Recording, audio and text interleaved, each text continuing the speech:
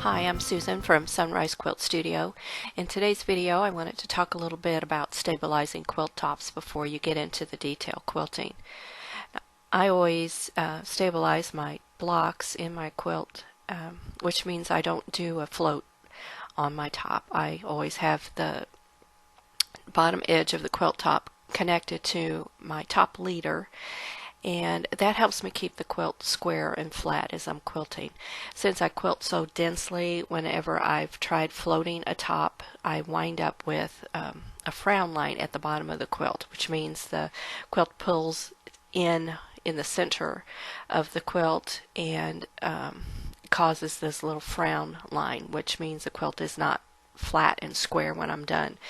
So I've decided a long time ago that I would not float my tops.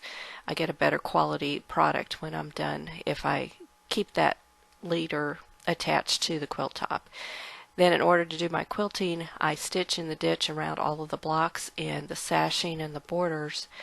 And when I get that all done, then I release the top from the leader, and then I just have the top leader and the backing leader to deal with when I'm quilting.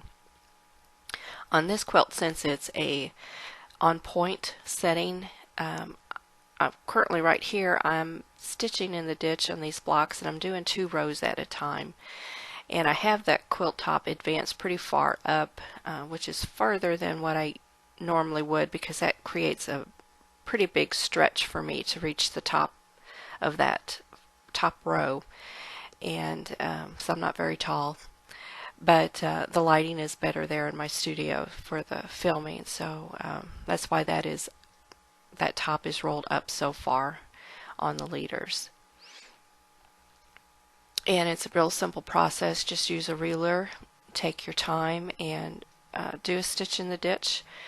I'm using an off-white thread here. This will blend in with the blocks, and it won't, once the quilt is off of the machine, you won't see this stitching at all.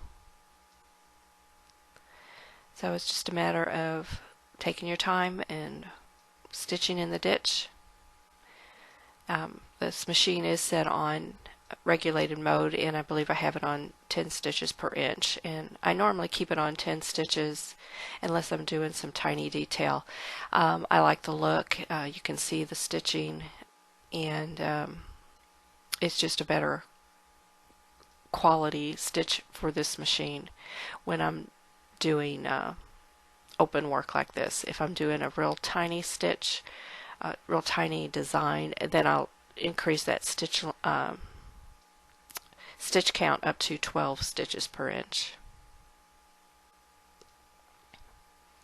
And I like using a longer ruler for this. It's less advancing, and it helps me keep the stitching line straight.